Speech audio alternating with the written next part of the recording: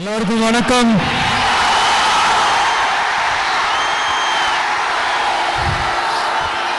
நான் பேசுறது கேக்குதா?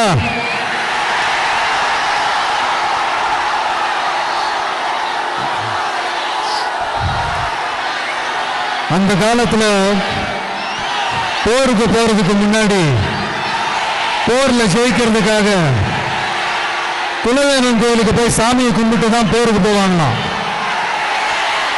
அந்த மாதிரி அடுத்த வருஷம் நடக்க போற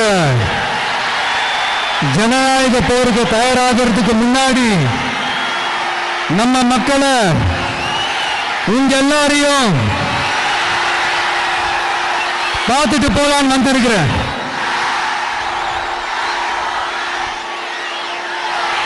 ஒரு சில மண்ணை தொட்டா ரொம்ப நல்லது,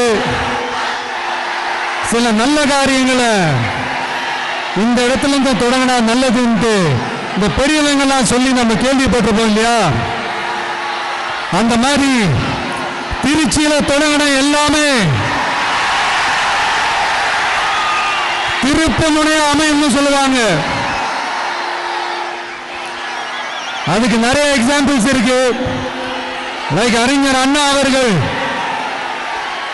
முதல்ல தேர்தலில் நிக்கணும்னு நினைச்சதே திருச்சியில தான். நான் சொல்றது 1956ல.